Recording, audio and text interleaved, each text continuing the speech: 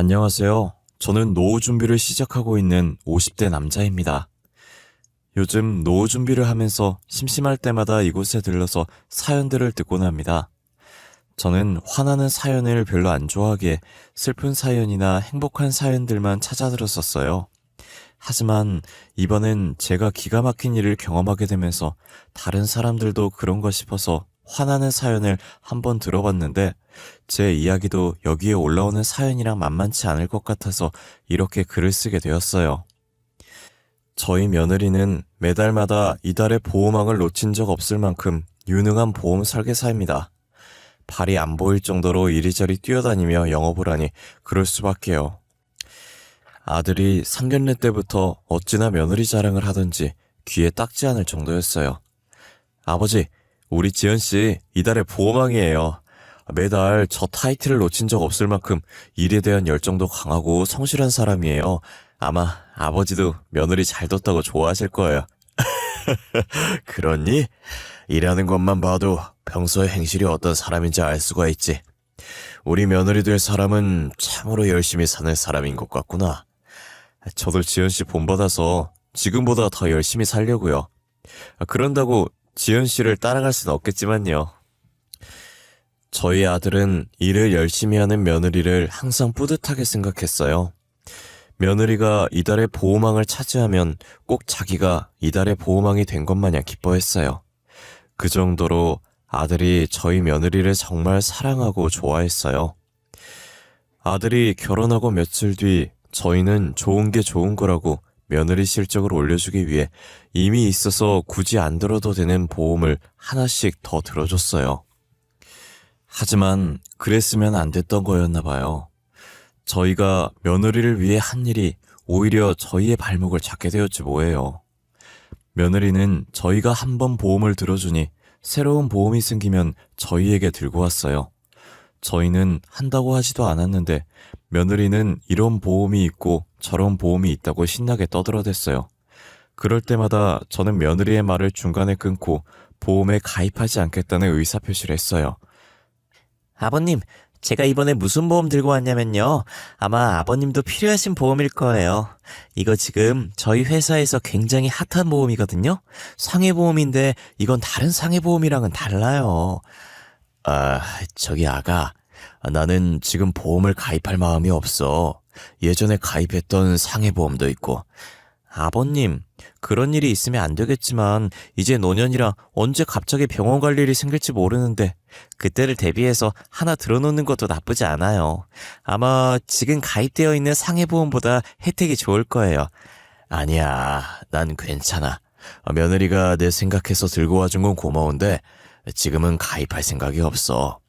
나한테 필요한 보험들은 이미 예전에 다 가입해놓은 상태라 진짜 괜찮아. 그럼 해지하고 저희 회사 보험 가입하세요.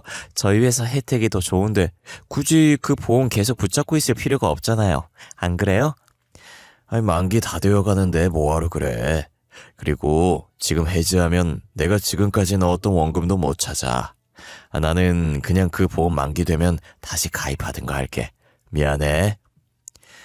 저는 며느리의 보험 가입 권유를 거절했고 며느리는 제가 보험 가입을 거절하자 얼굴에 아쉽다는 표정이 역력한 상태로 제 방을 나갔어요.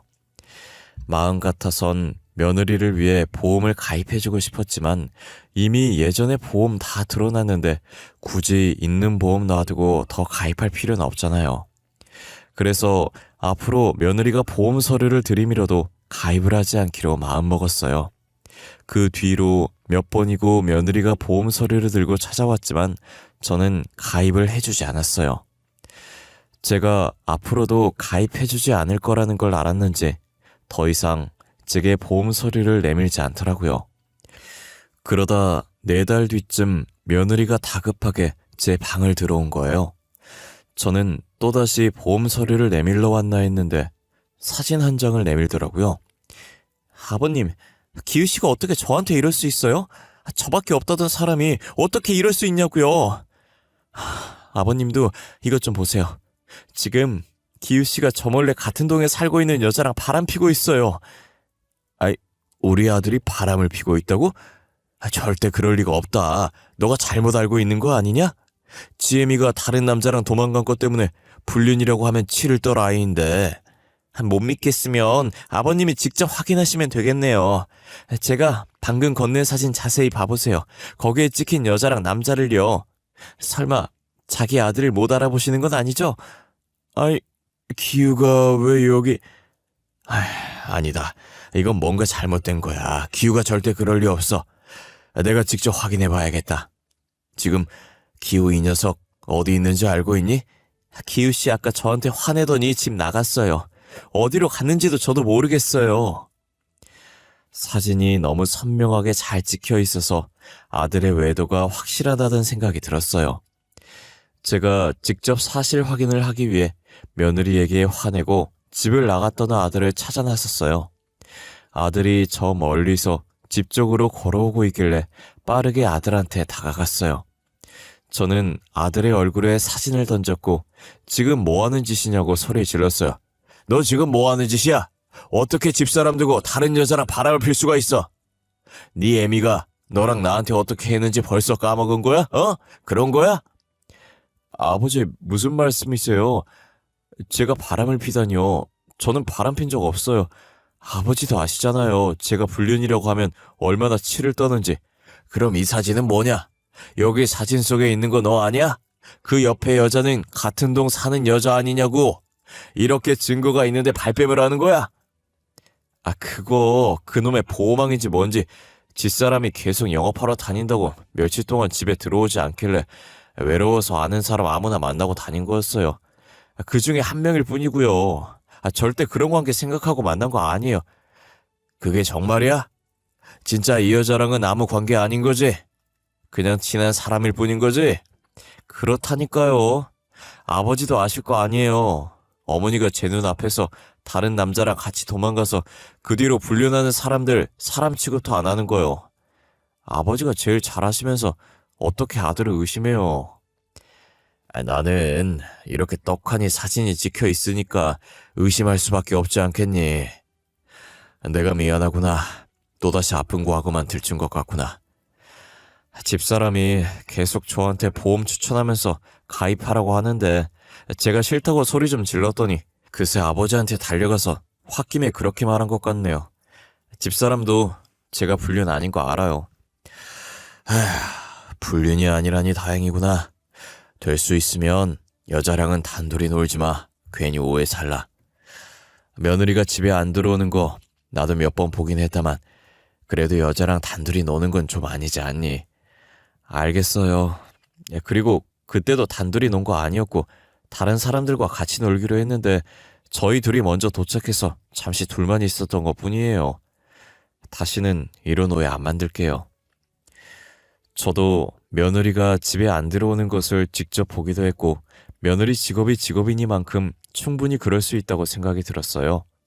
보험이 실적으로 먹고 사는 건데 실적이 안 좋으면 스트레스 받고 그 불똥이 괜히 아들한테 튄 것 같아요. 솔직히 만만하고 편한 게 자신의 배우자밖에 없잖아요.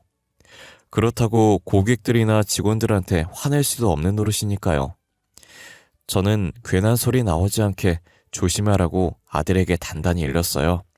아들은 워낙 말을 잘 듣는 착한 자식이었기 때문에 또 제게 이런 소리가 들어갈까 친구를 만나는 것도 조심하는 것 같았어요. 그 뒤로 며느리와 아들이 겉보기에는 다시 잘 지내는 것 같아 보였어요. 며느리도 이제 가족한테는 일 욕심을 버리기로 했는지 더 이상 저희한테 보험 가입하라고 예전처럼 강요를 하지 않았어요. 그런데 며칠 뒤 거실에서 한가로이 TV를 보고 있는데 며느리한테 연락이 온 거예요. 전화를 받으니 무슨 일이 생긴 건지 며느리가 되게 다급해 보이면서 횡설수설하더라고요. 아버님 어떡해요? 우리 그이 어떡해요? 그이가 사라졌어요.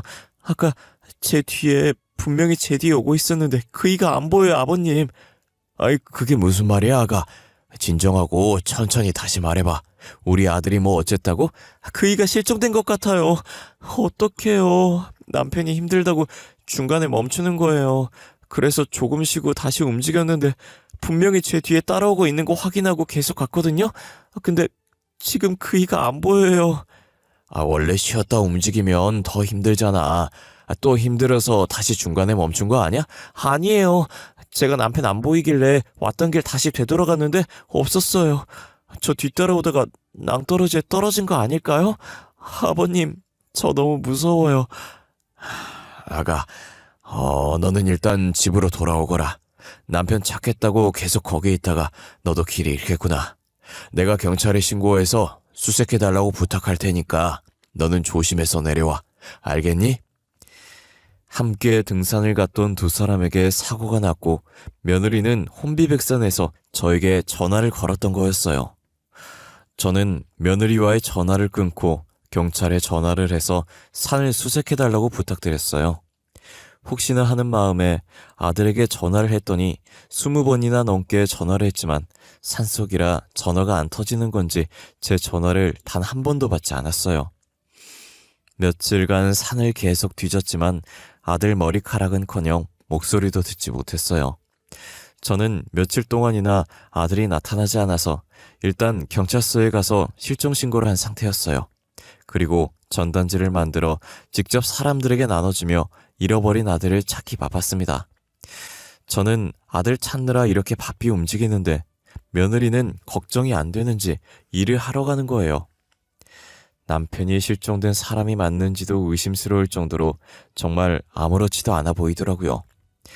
어떻게 남편이 실종됐는데 찾을 생각은 안 하고 일을 하러 가는지 이해할 수가 없었어요. 아가, 너는 남편이 실종됐는데 살았는지 죽었는지 걱정도 안 되니? 남편 찾으려는 생각도 안 하고 어떻게 이 상황에 일을 하러 가니? 아버님, 저희도 먹고 살아야 할 거 아니에요. 경찰들이 산 수색해주고 있다면서요. 남편을 찾는 건 경찰의 일이에요. 어차피 저희가 나선다고 해서 바로 남편이 나타나는 게 아니잖아요. 아니, 사람이 어떻게 그렇게 매정할 수가 있냐? 너 원래 그런 사람이었어? 네, 저 원래 이런 사람이에요. 모르셨어요? 일밖에 모르는 사람인 거 알고 계셨잖아요. 저는 만약 제가 내일 죽는다고 해도 일하다가 죽을 거예요. 그러니까 저한테 뭐라 하지 마세요. 며느리는 제 말에 화가 났는지 침대 위에 있던 가방을 낚아채더니 그대로 집을 나가더라고요.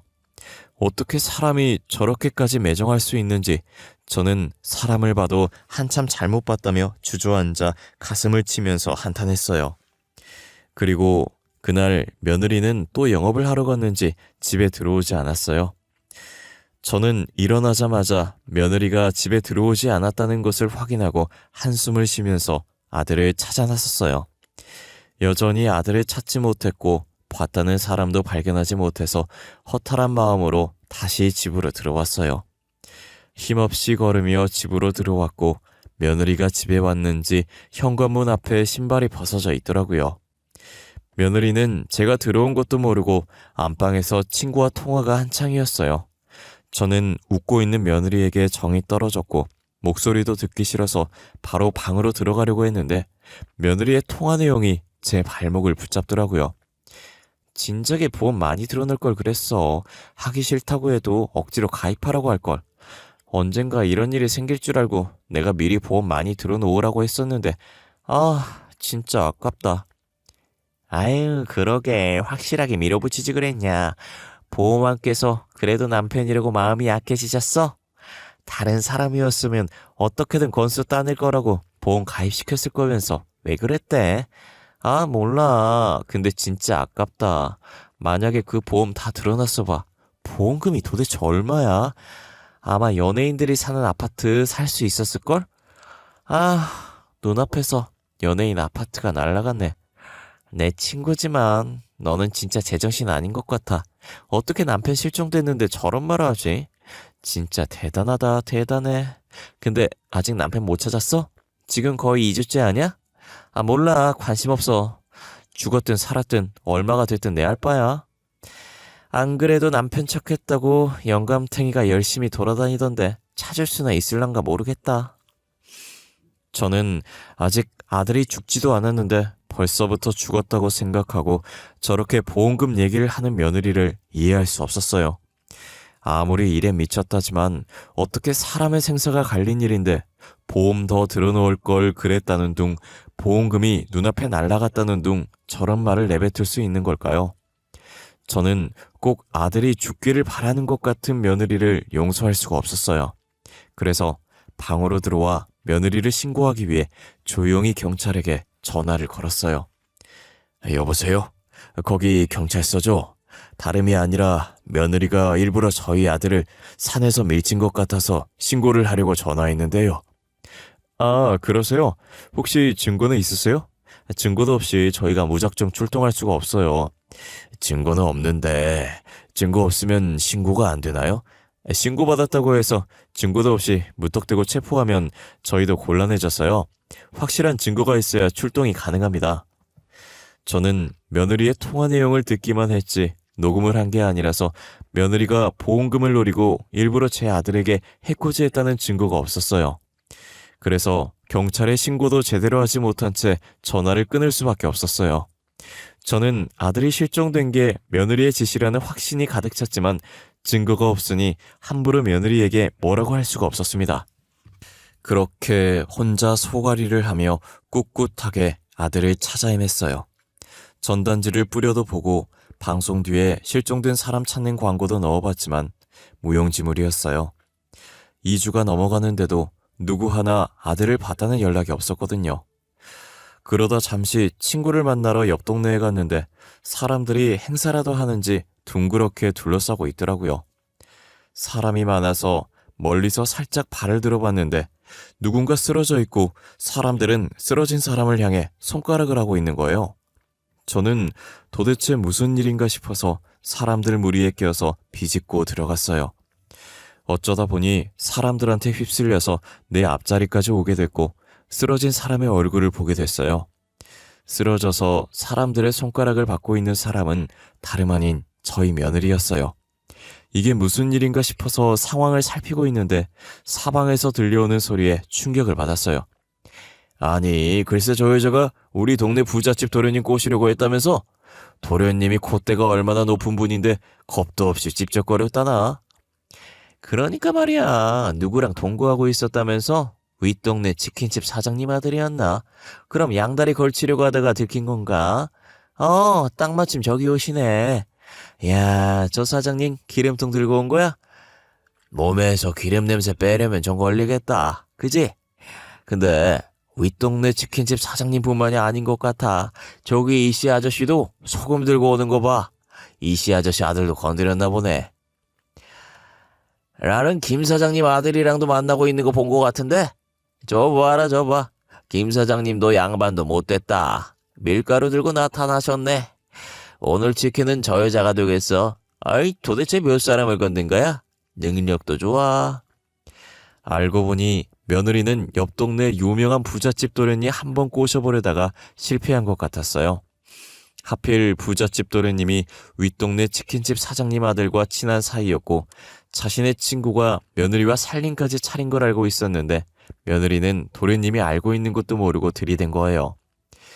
도련님은 자신의 친구를 두고 자기한테 들이대는 며느리의 코를 납작하게 해주고 싶어서 동네 사람들 모아놓고 저 여자가 살림 차린 사람도 있으면서 자신을 꼬시려고 했다며 소리를 지르더군요. 사람들은 그 소리에 도련님과 며느리가 있는 쪽을 쳐다봤고 며느리를 알아본 사람이 각자 누구 집 아들 여자친구 아니냐고 수군거리더라고요. 결국 며느리는 부잣집 도련님도 꼬시지 못했고 그동안 바람을 폈던 게 다 들키게 된 거예요. 두 집 살림도 아니고 무려 만나는 남자만 제 아들을 포함해서 5명이었던 것인데요. 이 사실이 밝혀지자 남자친구의 아버지들이 와서 며느리에게 소금을 뿌리고 기름을 붓고 밀가루를 끼얹고 난리도 아니었어요.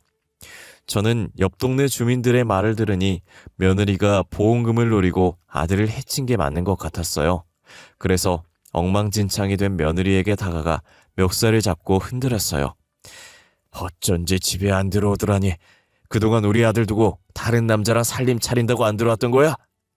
너 설마 보험금 타서 내 연남들한테 퍼부려고 우리 아들 해코지한 거니? 아니에요, 아버님. 진짜 아니에요. 저 남편한테 해코지한 적 없어요. 정말이에요. 내가 너를 어떻게 믿냐? 지금도 우리 아들이랑 나 몰래 남자 만나면서 이렇게 뒤통수를 쳤는데 우리 아들 이렇게 될 줄 알았으면 보험 덜 들어놓을 걸 그랬다면서 아깝다고 한 사람이 누군데? 아버님, 그건 그걸 어떻게, 언제 들으셨어요? 저 근데 진짜 아니에요. 저도 남편이 제 뒤따르고 있는 줄 알았어요. 정말이에요. 제가 보험금 노리고 일부러 그렇게 만들었냐고 하니 며느리는 진짜 자신이 그런 거 아니며 울기 시작했어요. 아무리 물어도 자신이 그러지 않았다는 대답만 해서 멱살을 잡고 있던 손으로 며느리를 내팽개쳤어요. 사람들은 남편도 있었냐며 웅성거리기 바빴고 저는 사람들이 뭐라고 떠들든 귀에 들어오지 않았어요. 저는 친구를 만나려고 했던 것도 있고 그대로 집으로 돌아왔어요. 집에 돌아와 곧장 아들의 서재로 가서 아들의 책상 앞에 앉았고 아직도 아들을 찾지 못했다는 해탈감과 며느리가 바람을 피고 다녔다는 충격에 머리를 책상에 박고 있었어요. 한참을 그러고 있었는데 갑자기 제 휴대폰이 울리는 거예요. 모르는 번호였는데 혹시나 아들 발견했다는 전화일까봐 허겁지겁 받았어요. 전화를 받으니 수화기 너머로 거의 3주 만에 듣는 아들의 목소리가 흘러나왔어요. 여보세요? 아버지? 아버지, 저 기우예요. 3주 만에 아버지 목소리 듣네요. 기우가 누구? 기우? 우리 아들 기우? 기우야? 너 진짜 기우 맞는 거야? 너 지금 도대체 어디 있는 거야? 그동안 연락도 없이 어디로 갑자기 사라진 거야? 저 지금 병원에서 치료받고 있어요. 휴대폰 잃어버려서 그동안 연락 못 드렸어요. 지금은 움직일 수 있어서 병원에 있던 전화기 빌려서 연락드린 거고요. 너 지금 어디야? 어느 병원이야? 내가 당장 그리로 가마. 금방 갈 테니까 조금만 기다려. 알겠지? 저는 직접 두 눈으로 아들이 살아있다는 걸 확인하고 싶어서 아들이 말해준 병원으로 달려갔어요. 간만에 본 아들은 못 본 사이에 살이 조금 빠져 있더라고요. 산에서 많이 다친 건지 3주나 지났는데도 여전히 한쪽 다리와 팔에 깁스를 하고 있었어요. 아이, 도대체 얼마나 많이 다쳤길래 아직 깁스를 하고 있는 거야? 어쩌다 그렇게 된 거야? 며느리 말로는 너가 자기 뒤에 따라오고 있다가 갑자기 사라졌다던데. 걔가 그래요? 제가 갑자기 사라졌다고? 저 걔 옆에서 같이 가고 있다가 발 헛디뎌서 낭떠러지로 굴러떨어졌어요. 그런데 걔는 분명히 저를 보고도 신고해주긴커녕 못 본 척하고 제 갈 길 갔어요. 아니, 뭐? 아니, 무슨 그런 정신 나간 기집애를 봤나? 사람이 낭떠러지에 떨어졌는데 신고도 안 하고 그냥 지 혼자서 갔다고? 그래놓고 나한테는 네가 갑자기 사라진 척 연기하고. 알고 보니 며느리가 보험금을 노리고 일부러 아들은 해코지한 건 아닌데 아들이 등산을 하다가 실수로 발을 헛디뎌서 굴러떨어졌고 며느리는 그걸 봤음에도 못 본 척하고 자기 갈 길을 간 것이었어요. 그리고서는 뻔뻔하게 한참이 지나 다급한 척 저에게 전화를 한 거죠. 아들은 운이 좋게 지나가는 사람이 발견해서 신고해준 덕분에 구조가 됐다고 하더라고요. 그래도 그때 사람이 지나가서 다행이었지 그 사람 아니었으면 저 진즉에 죽었을 거예요. 그러게 진짜 하늘이 도왔어. 그분께 너무 감사하네. 연락처라도 받지 그랬어. 연락처 알았으면 내가 연락해서 따로 살해라도 했을 텐데. 그럴 정신이 어디 있어요. 살겠다고 발버둥 치기 바빴는데. 그리고 굴러 떨어질 때 휴대폰도 잃어버려서 연락처 받을 만한 게 없었어요. 다리가 이제 움직일 수 있어서 아버지한테도 좀 전에 연락했구만. 이 나쁜 기집애. 너 떨어지는 거 뻔히 봐놓고 아무렇지 않게 일하러 가? 내 생각엔 아마 보험금 노리고 일부러 너 안 구해준 것 같아. 아빠도 그 생각했어요? 저도 걔가 그냥 쌩하니 가는데 보험금 받으려고 저러는구나 싶었다니까요. 사실 얼마 전에 그 기집애가 친구랑 통화하는 걸 들었거든. 네 걱정은 안 하고 보험 더 들어놓을 걸 그랬다고 아깝다면서 그러고 있지 뭐냐.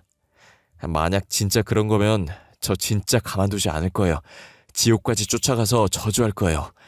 그리고 아까 우연히 친구 만나러 갔다가 들은 건데 며느리가 너 몰래 바람을 폈더라고. 어마무시하던데 만나고 있던 남자가 너 포함 5명이었어. 그중에 살림 차린 남자도 있더라니까. 걔 진짜 미친 거 아니에요? 저 도저히 못 참겠어요. 아버지, 저 이혼할게요. 아니, 이혼 소송 걸 거예요. 증거 없죠? 혹시 그 사람들을 증인으로 세우면 안 되나? 상간남으로 소송당할 텐데 증인으로 서주겠어? 아님 동네 주민 아무나한테 증인 좀 해달라고 할까? 제가 듣고 본 사실들을 전부 말해주었고 아들은 제게 들은 것들과 자신을 못 들은 척하고 간 것에 대한 배신감에 며느리에게 이혼 소송을 걸겠다고 다짐했어요. 저는 아들의 이혼 소송을 위해 증인으로 설 수 있는 주민을 찾기 시작했어요. 처음 만나기로 했던 친구가 혹시나 그 자리에 있었을까 싶어서 물어봤더니 역시나 친구도 저를 만나러 나오면서 그 장면을 봤다고 하더라고요. 야, 주만아, 혹시 오늘 오전에 너네 동네 난리던데 너도 그거 봤냐? 봤지. 네 만나러 가는데 사람들이 모여있는 거요. 아니 무슨 행사 하나 싶어서 잠깐 봤는디 난리가 나버렸더라고. 너도 봤었어. 그래서 오늘 너한테 연락 없어도 별말 안 했잖아. 그래서 말인데 혹시 괜찮으면 우리 아들 이혼하는데 증인 좀 살 수 있나? 요즘은 이혼하는데도 증인이 필요하냐? 그냥 4주 후에 뵙겠습니다 하고 끝나는 거 아니야? 그건 합의 이혼했을 때 아닌가? 우리는 이혼 소송하는 거라 증인 필요해. 진술서만 써주면 되는데 어떻게 안 되겠어? 내가 이렇게 부탁할게.